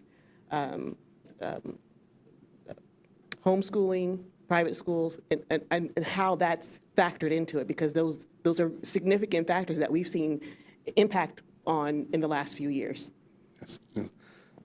Excellent points, Dr. Thomas Tate. We do behavioral economics, so we are looking at sustained trend pattern of familial mobility and behavioral decisions, whether to enroll in pre-K or whether to enroll in the K-12 program, as well as the year-over-year matriculation of family choices to enter or exit the school system. So we are looking at that. We would call that panel data, so looking at mobility decisions of families over the grade span, as well as looking at, so for example, if there are 3,000 students born in the county or the city of Springfield, we are not merely assuming that that will hold for 5 years and all 3,000 will come. We are really looking at a micro neighborhood spatial geography. I know that sounded very nerdy. I didn't mean that. I like it. We are really disaggregating the data to give you the very finest work that we can. It just seems that we're in such a volatile space right now with regards to the what ifs. And, you know, I imagine it's a very complicated, you know, statistical model that's helping you figure it out, but it just seems very in flux. Yes, and if we, to that point, one of the things that we'll be probing is sensitivity analysis, those butterfly effects, and that's also empowering and positioning the administration to look at school and grade level differentials, maybe where there are spots where we could feedback and enhance as well for strategy and otherwise. So we are thinking the same. Yes, ma'am. Other questions? Dr. Makhani? If you could explain some terms, I would appreciate it. When you say, and I'm sure you explained what an anchor school is. So an anchor school is like the So it's- optimal, ideal school? Sure, yes. It is a school that offers the program and experience that you, Envision. leadership, envision. Okay. And that would be defined in both of personnel profile as well as the facility itself. So that's our goal school. So when you said a single cohort school and a 2 cohort school, what did you mean by? Sure. What I mean by that is it gets down to cost per student. So if I'm going to have this profile of the experience and therefore the FTEs that I want for my child every day in elementary school, what if they go to a school where there's 1 kindergarten class? That's it. Oh, so by cohort, you mean 1 class per 1 grade level. Okay. That's right. Versus there's 2 kindergarten classes or 3 kindergarten classes or 4. That's a 1, 2, 3, 4 cohorts. Larger schools have bigger cohorts. yeah. That's what you Exactly. meant. Okay. You talked about systems and subsystems in slide 6. I can't remember, it was like 55 systems and something, 60 or 70 subsystems. But then in slide 8, you had more than 1,000 systems. Can you just clarify what you mean by, or give me an example of what a system is? Sure. System would be roofing, roof coverings. Okay. A subsystem would be built-up roof, single-ply roof, different types of roof, or maybe simpler, floor finishes, carpet, vinyl, tile. Okay. So a system is a flooring, subsystem is a different types, which is why when you went to slide, was it 8, you said across the 44 in-person assessments, 1,506 of 4,729 systems. That's because now you're multiplying by the number of buildings, and that's why these numbers are, okay, I don't know if this slide was there before, so I'll digest this a little bit more. Thank you for that. And you said, I think it was Matthew, who said, I just want to clarify, you said, as far as the demographics and the transportation goes, we're in good positions. Did you mean we're in good positions in terms of the data you're receiving, or are you coming to a conclusion? I would love to lead with that answer in hand. We are in a good position in regards to the pacing. We are rebuilding the transportation system in a data format. Okay. We are bringing in all of the data necessary to have a 10-year enrollment forecast. You're in a good position in terms of your data collection to come back in December. And okay, The got it. cadence and pacing, we are in a good position of and have wonderful partnership with the administration to Pacing, produce the okay. data. I Yes, ma'am. just wanted to clarify that. And I guess as I was listening to you, I'm one of those, change is hard for me. I like conserving things and, old buildings and the old ways have a lot of charm and they're very endearing, right? But just like any old city that has old roads, so that charm comes at, the cobblestone roads. I'm making an analogy there.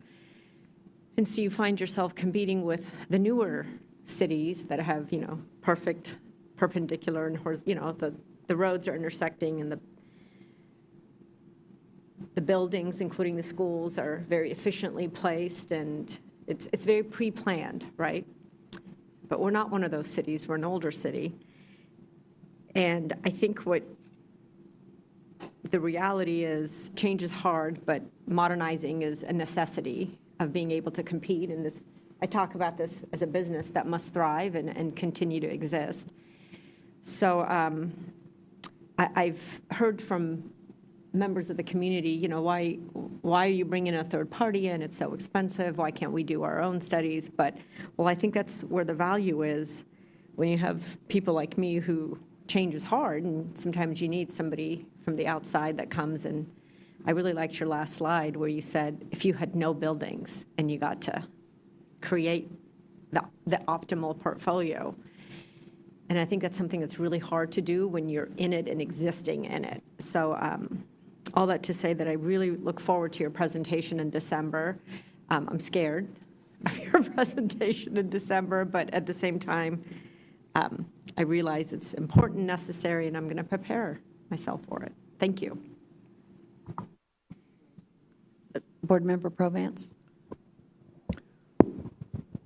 So 2 of our schools that need the most help are 2 old high schools up there, and all my family went to Glendale, and then my heart and soul worked at Parkview.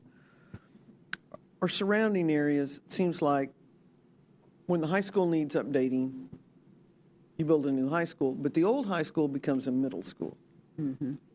I don't know if that's a necessity in a one old high, I see a great smile back there, whether that's just kind of the necessity in a one high school town? Or is that something, that type of logic, would that, I mean, are we going to have a Glen Park and a Dale View Middle School? So, as I said, I do not have the options. I have seen trends. That's a common one. But again, it comes down to what's the return on investment for kids. And that's why we have a transportation and demographics expert, and why we have a mechanical engineer, and why we have an architect, and why I get to hang with these folks, is that we're looking at that question, not purely from a bricks and sticks perspective, but from, if we did that, what impacted transportation? Was the impact on long-term, like the budget? Is that a good school? Does that have the right capacity to afford that anchor profile that we want of experience before school, during school, and after? Can we do that here? What does the building support that? And if a building's in fantastic condition and it's near a bunch of kids, then you start to lean towards, how do we make this work? And if it's not, you start leaning towards, what are other options for viable use? Maybe it's not just a turnkey another school. Maybe, what are other options for viable use? We do not look at options as, binary. It's all or nothing. It's these are community assets. But at the end of the day, it's what is that transformational vision that you're pushing towards, and where does this building fit on that? And the answer may be different in year 2 than it may be in year 10. And that's what our plan is going to help you navigate. Judy, I have one question. Yes, please. This has nothing to do with your presentation whatsoever, but if I don't ask it, it's going to be rolling around in my head all night. How did you all get together as a project team? And maybe I just missed the answer to that question. And have you worked together before? You start, you do that one. Yes, but he's going to answer that. So 10 years ago, David and I met. I solicited bids for a facilities master plan in Colorado Springs Public Schools. And we had 5 bidders, and the company that David was with, they won the solicitation. And we awarded the solicitation. We walked through facilities master plan. We went for a bond, and we lost by 1/200th of a percent. 11 votes. 11 votes on 50-some thousand. It was heartbreaking. And that was the moment where I decided this is the work for me, and this is the work for my calling. And so I called David and said, how can we work together on this in the future? And so I was on David's team for a stint, and then we've both started our own businesses, but we've worked together for nearly 10 years now. And so that's our connection. And then I'll pass it to David. It's like, it's telephone. Or what's the Kevin Bacon thing? So going 7 degrees. Then I ended up working with Matthew. I ended up working with Matthew's boss when he was the COO in Guilford County, North Carolina, old boss. Yeah, we had North Carolina connections. And then through that, got connected to Matthew when he was at Durham Public Schools. We did some connections and communications and worked together. And then he went to school camp at North Carolina State University. I started my thing. We've been working together on multiple projects already, because as soon as we were both free birds, we're going to work together. And I got the chance to meet Brad with Paragon through some different pursuits here in Missouri. We had some good conversations over some good restaurants, and we started talking about similar philosophies. We decided we needed to work together, and when this RFP dropped, it was just sort of, I called the band together and said, we need to do this. Josh, you need to lead it. Let's make this happen. Yeah, go ahead. For storytelling. It's a real honor to be here. Your administration are rock stars, and we're in the fortunate position at NC State, we're nonprofit, right? Everything that we do is a public planning practice on your behalf and endeavoring for your children and community. We're here because of you, because Springfield is a very important place in Missouri and in the country, and so it is with choice that we're here. We wanted to be here meeting Paragon, meeting representatives from your community and saying this would be an amazing opportunity to come together. So I just wanted to name that it's with intentionality. Other comments? When you said we're a nonprofit, you meant school camp? Okay, so because capital AE, this is a business, right? You're not a nonprofit. Just want to clarify. NC State University is. What was that? NC State University is a subcontractor to Capital AE. I was talking about our participation in the process. There was a question of why we were. Okay, school camp's participation, but capital AE is a business that we have contracted with. That's correct. So For Capital profit. E is contracted with Springfield Public Schools. Thank you. We have 4 legs of this team: Capital AE, Sturtson Company, North Carolina State, and Paragon.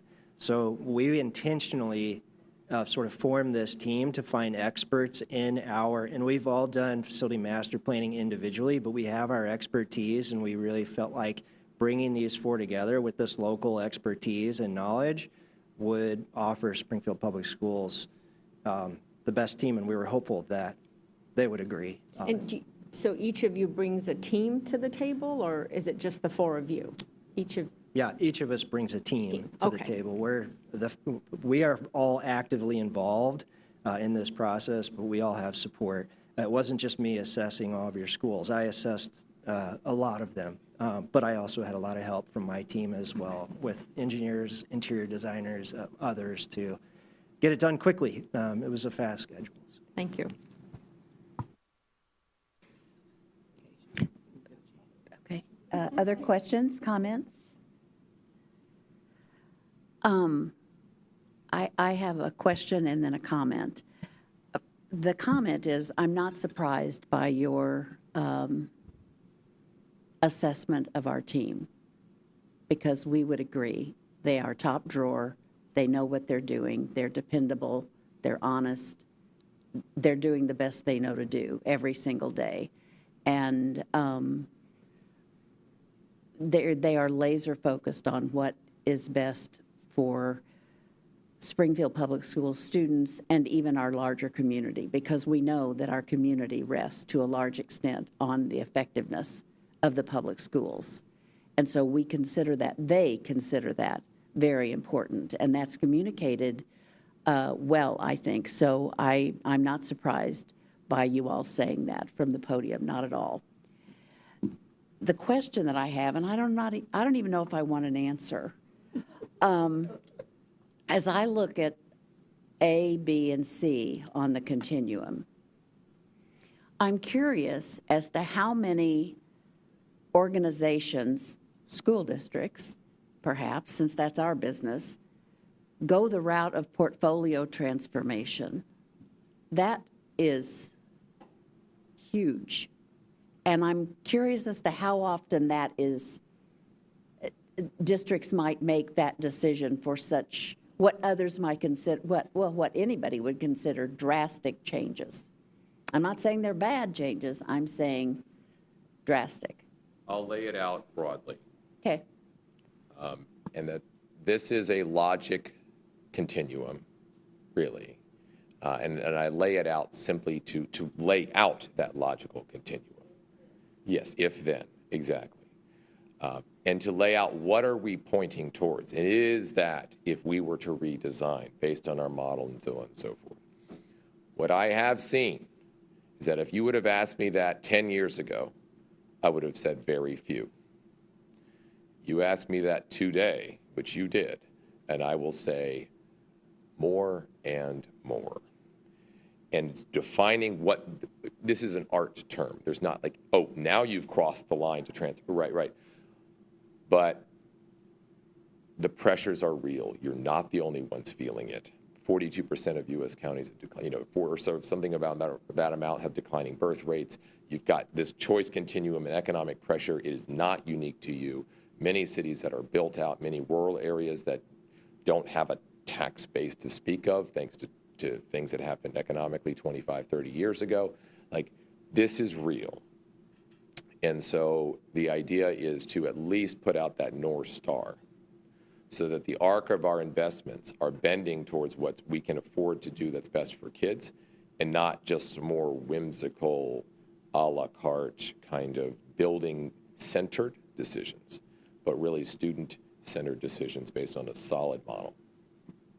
And what I'm getting from each of you as well is we're not looking at anecdotal information. We're looking at Yes, ma'am. factual information, and based on your statistical treatment or whatever it is that you're doing to the numbers that you have. Yes, ma'am. Okay. Dr. Lathan, you have another comment, question? Yes, I just wanted to clear up as it relates to the steering committee, because I know board members, you asked me about that earlier today. We won't send the notifications out until July 15th, asking members to join the steering committee. However, I will share with the board the list of those individuals that we plan to contact. Any other questions, comments? Any closing remarks from you all? We'd just like to say thank you. We're excited to step into the second half of 2026. Yeah, we're thankful for the work. To just come back to when the RFP hit the street and we looked at it, we were very, very excited because the district was willing to invest in something other than anecdotal data. We like to do this work and we like to do it well. And the RFP was written in a way where we said, this is the one. We want this one. We're going to be aggressive with it, with our team and with our costs, because this is the work we love to do. So I'll close with that. Thank you for the work. We're here, we're committed, and we look forward to seeing everyone in the fall. Thank you very, very much. Thank you. Yeah, Dr. Mahatmakani? You said something that I think is going to resonate with a lot of people if they're listening. I'm very sensitive to the criticisms that we receive, not because they hurt my feelings. Those were surgically removed a couple decades ago. What? But because that's where you have growth, being open to that and being able to tolerate it and listen to it. And I think a lot of people will appreciate your closing comments where you said, well, one, that we're going to be aggressive about this, but aggressively student-centered and not building-centered.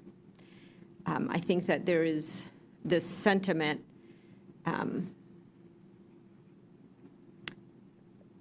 that the taxpayers' funds are going into buildings, and it's just how some perceive it. I'm not saying it's right, I'm not saying it's wrong. This is what's out there. And so I really appreciate your comment, your closing comment, in that this whole process is going to be very aggressively geared towards being student-centered, and that's where the recommendations will come, and that's where the focus is. And we will let the cards fall where they will. Ma'am. Thank you. Thank you all. Whew. Okay. Item 8.01, 2023 bond project updates, change orders, and agreements. Mr. Sean Dilday will present information on the 2023 bond project, change orders, and agreements. Mr. Dilday. Good evening, Board. Before you this evening is change order agreements for the bond projects. We do have some agreements. Most of them are for permitting through the city of Springfield. There is a purchase of a kiln and Pipkin and Reed both food service computer terminals. And then moving on down the list, get into change order number 10 for Reed. It's a combined change order that includes some security film at the display cases, some signage for the historical items that we have in the building, along with some pull stations for the fax labs. So those are the Those are fire pull stations in case of an event in those areas. Total this evening is $84,657.67. Questions or comments for Mr. Dilday? I do have one question for you. You said security film for showcases. Yes. Can you elaborate on that a little bit? Sure. So, you know where we put all the items in that glass front with the monumental sign, the stone sign? That is glass, it's breakable, so we put security film on those areas so we wouldn't have any shattered glass if somebody threw something or tried to break it. It's just protection film. Is it similar to what we put a year or two ago on the lower level classrooms? Yes. Okay, thank you. Anything else? All right. The recommended action is that the board approves the expenditures as presented. Do I have a motion? Dr. Thomas Tate moved. Second. Board Member Huff seconded. All in favor? Aye. Chair votes aye, 7 affirmative. Next, item 8.02, Bingham Elementary School construction. Executive Director of Operations, Mr. Sean Dilday, will provide information on this recommendation. So last large project, Bingham Elementary School. We opened bids on June 2nd. There was 124 subcontractors submitted bids for over 32 different construction disciplines. The overall budget for this project, total budget was $27,794,541. Our construction estimate was $22,801,100. The maximum GMP that was submitted by Navajo's was $24,535,927. We included in the GMP, it's an 18-month construction project with a contingency of roughly 3% or $680,450. Questions or comments for Mr. Dilday? Board Member Provance? I understand you got the mural from out in front of Bingham taken down safely. It'll be kept back for new construction. And then when I was driving over here this afternoon, they were taking down chunks of the old Bingham and placing them in a neat little pile to be carried away later. So construction is going great. Construction is underway. Destruction is Our going great. demo phase is underway, so it is moving along well, and the team is working to save those 2 murals to ensure that they get placed at it in an appropriate place in the new building. Great. It's exciting. Other questions, comments? Dr. Mahad Makani? So we're just talking about, so it is being demolished as we speak, Yes, ma'am. but this includes the demolition? So we, if you recall back a few board meetings ago, we approved the steel, and then we also include the demo. So Demo, they've already okay. started the demo. That work Now is that's underway. getting rolled and in, but now that's getting rolled into this, the demo is included in here? Yes, this is the total dollar amount. Can you explain? So the original construction estimate, can you take me through that number to where it landed? So is it going to be more expensive than we anticipated? Is this what was expected? So back when we start working on these projects, we come up with estimated cost. Okay. Our estimated cost at the time when this project was being reviewed and designed, we estimated it at 22.8. The GMP actually come in at 24 million. However, we do have a $27,794 and $794,541. That is total project. So we'll be within our total project budget, but our estimate was lower than what the actual number came in at. So we estimated the construction to be 22.8, but it's going to land at 24.5. We're still within what we had allotted, but that allotment was for construction and infill and extras, right? It's for the total project. The 27 million is for the total project, yes. Do we feel that we'll still come under that amount despite this extra? Yes, we will still be within our total, under our total budget of 27 million. Okay. Yes. So it's, And part of that was, we had some additional square footage that we added to the original building. There was Addition of borough space for an office for borough.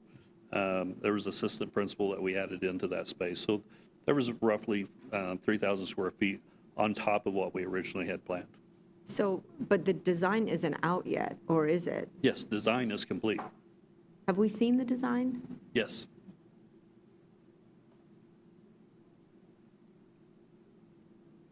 Yeah. Yeah. Is it? It- Yeah, okay, Yes. okay. So there's added square footage. Yeah. There Compared was to a that. slight amount of added square footage. Thank you. Just a point of clarification, the $24,535,927, that's the maximum price that it could go, not necessarily that we would reach that. That is the GMP from Navajo's. Okay, Yes. okay. The guaranteed maximum price. Yes. Good. I mean, that's what I'm asking. Yes. Yeah. So the contingency money, we have a $680,000 contingency built into the pricing. If we don't use that contingency, that all comes back to the district. And contingency pays for change orders and those kinds of things, is that correct? Yes, but this is a CMR, so we won't have change orders unless the district makes a request. Okay, So if we requested to make a change, it would be a change order, and we would use that $600,000 for that. okay. Yes. Got it. Any other questions, comments? Board Member Smart? I just want to say thank you too for saving the mural at Bingham. I had a personal phone call and I emailed you and Travis about it from a retired teacher who had taught there for a number of years, Joyce Samsel. So thank you on her behalf for doing that. I've had a lot of comments on the mural. Well, you know, schools are sentimental. They I'm just sorry? are. Schools are sentimental. Yes, they are, yeah. very much so. And you know what? I'm not sure we want them any other way. We want people emotionally connected to schools. That's one of the beauties of it. The recommended action is that the board approve the Bingham Elementary School GMP as presented. Do we have a motion? Board Member Kincaid moved.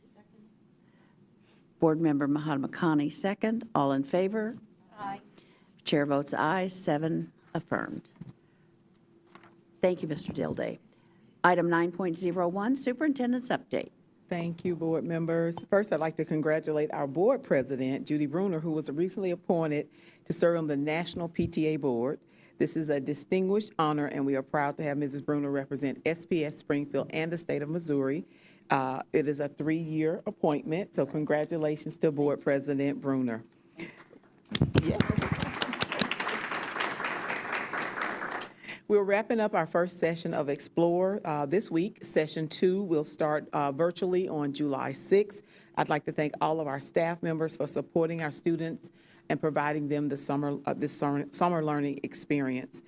Next month, families will be able to begin enrolling new students. We've actually set up some on-site sessions. If parents need to stop by for assistance, they can stop by on July 17th from 11 to 2 and July 20th from 3 to 5:30 at our Bentley Administrative Building. And they can also visit sps.org for details. Once again, just allowing and providing assistance for new families for enrollment. Our back-to-school bash is 1 month away, Saturday, July 25th. We are excited to get students ready for the first day of school. I know we're closing out our first summer session for Explore, and now we're already focused on the first day of school.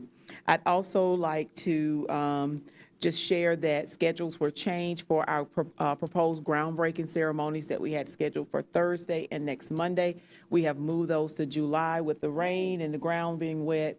We're shooting for July 7th and 9th. Those have been placed on our board members on your calendars. They've been rescheduled. I'd like to wish a very special happy birthday to Dr. Range. I did excuse him out of board meeting, but he's still here, so everyone give him a round of applause. But thank him for giving up his time. And then also, finally, actually 2 finalists, but finally, this is Dr. Travis Shaw's last board meeting, and I want to thank Dr. Shaw for his leadership and definitely guiding us through our 2019 and 2023 bonds. And so thank you, Dr. Shaw. He's leaving us, as he said, with a balanced budget. He doesn't want to hear about it after June 30th. He has left us in good hands. So thank you for your leadership and your service to Springfield Public Schools. And finally, I am completing my 5th year in Springfield Public Schools. Where did the time go? And just want to say thank you to our board members and our team. It is indeed an honor to lead the school district and to work alongside of my board members and also our team and then our community. So once again, thank you for the opportunity to serve and to lead Springfield Public Schools. That concludes my comments for tonight. Well, and if you were on a teaching contract, your 5th year, but you have to work one day on your next contract, according to Missouri law. So, all right, other board member comments? Yes, okay. It's the tenure law in Missouri. It's weird. 5 years. Yeah, it's 5 And 1 years day. plus 1 day on your 6th contract. Oh, but you don't have to be a teacher, so non-teachers? No, well, yes and no. Yeah. She's not really tenured. She could be tenured as a teacher if you really want to go to the law. After 2 years as an administrator, you can be retrofitted as a tenured teacher. Just so, thought you'd want to know that. Board Member Provance. Dr. Latham, no one works harder. You have 2 phones. You work 24/7 every day, every week, year after year, 5 years now. You don't look tired. You don't have wrinkles from worrying and frowning. You just have this beautiful smile and love in your heart that shines on our students. I want to say thank you. Appreciate that. It's not a one-woman show, and I want to recognize your staff. I want to, you guys start the engine. You're the gas, oil, spark plug, and air filter.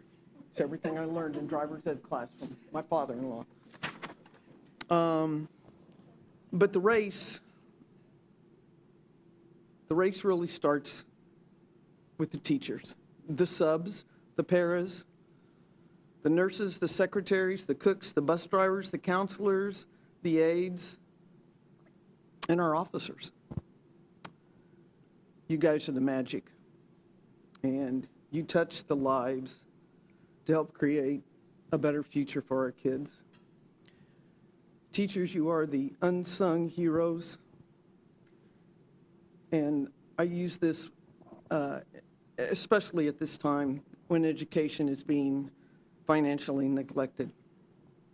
I want to thank you for fighting the good fight, and I want to thank you for all of the progress. I know that we're going to show tremendous academic progress, and it's all because of what you do in the classroom. Our graduation rate stays high because the door never closes. I love the attendance that's been emphasized and that you've got to be there to learn. Keith and the transportation and the magic he supplies to get the kids to and from school and now a mile out. I ask how people thought of the discipline and how it was, kind of filtering up from the elementaries to the middle schools to the high school. And the best answer to my question was a question. And when I asked how the discipline was, the question was, well, what have you seen on TV? And what have you read in the newspapers? And I had to think back for just a second. That is my goal in life. It's not to make the news. So evidently our discipline is working because it's not in the news.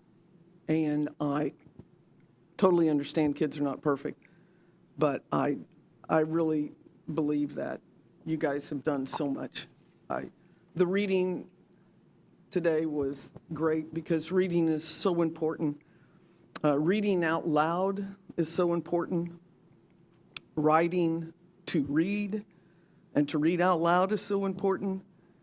But I am just so thrilled with closing out the school year on such a positive note, particularly Shannon, when I look at you and everything that's been accomplished through SNEA. This has been a great year. I just want to thank everyone and all. Other comments from the board? Dr. Thomas Tate? Susan, because she's so sentimental in her words, and I'm just not sentimental like that. But I wanted to share just a few things that I had written down from our summer summit that several of us attended. And we had the opportunity to also hear some legislative updates there, which were quite informative, and learned a lot about some of the things going on. And we did hear some of that today, but I wanted to point out a few things that were not discussed here fully. One was a big discussion about Amendment 5, and one of the big issues that can impact the schools here in Springfield. Just one of the things that was stated many times here and there was that we have to be informed. We have to help inform our constituents and also build these relationships with our legislators to let them know what the impact of these things will be on our schools. I wanted to mention a few organizations that I've worked with over this last year who have done a really good job on voter education, particularly among students, but to the greater community, including the League of Women Voters, Politically Active at OTC, and MSU Pause to the Polls. These are organizations who are doing a fantastic job getting students involved and letting them understand and educating them on what's going on. So it's been stated several times, we are responsible for who we send to Jeff City. So, and it starts with good education. So we have to make sure that we are informed voters, and not just voters, but informed voters. And these are some organizations who are doing a really good job, particularly among students.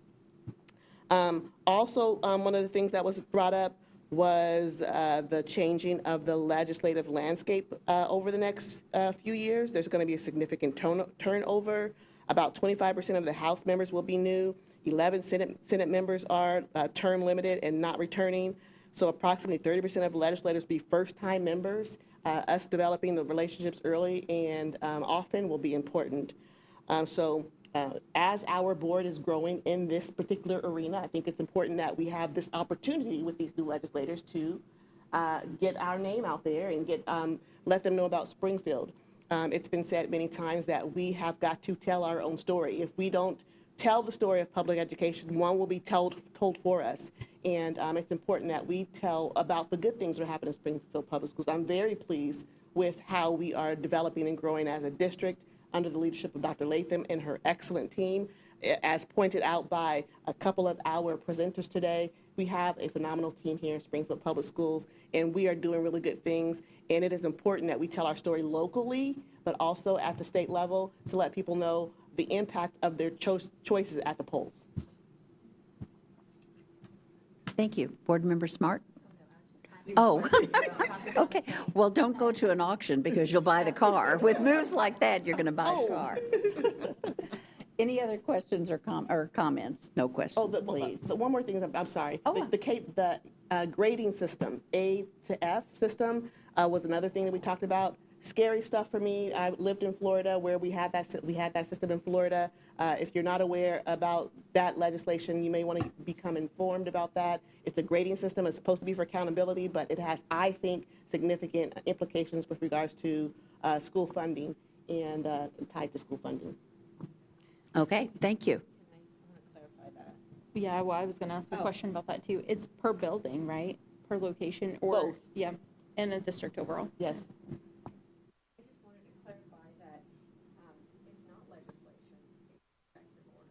You're correct. You're correct. I'm sorry. For the term of this governor, it's going to be happening. Yes, And I'm sorry. You're correct.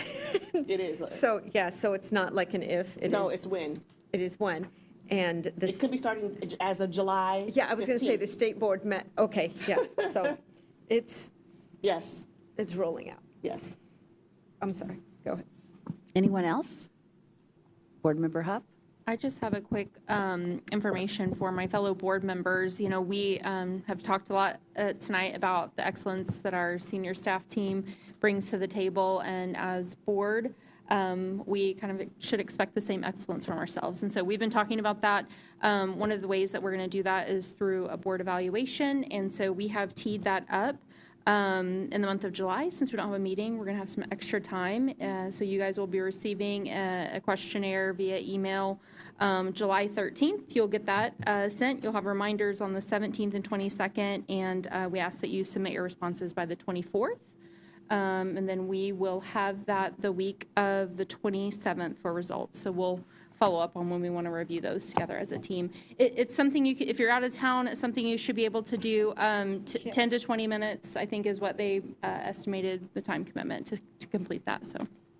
And just for clarification for people in the room, it's a self-evaluation. Yes. You all aren't doing it. You evaluate us at the polling place. Yes, okay? to clarify, we're evaluating how we work together and govern as a board. Correct. Any other comments? Board Member Smart? Yes, I just want to say thank you to Shannon, Benny. She gave us all one of these shirts that to remind us and others that it is in the Missouri Constitution that we establish and maintain free public schools. Missouri Constitution, Article 9, Section 1A. So thank you very much. We will be wearing these every day. So anyway, thank you, Shannon. Very nice. Anything else? Well, I will end with my comment of if you're not at the table, you'll be on the menu. So, you know, let's get out there and tell our story. So this concludes our meeting. We have a recommended action that the board meeting adjourn. Do I have a motion? Oh, Dr. Thomas Tate, you're right on it. And Board Member Huff, second. All in favor? Aye. Chair votes aye. 7 affirm. Meeting adjourned at 7:45. Thank you, thank you, thank you.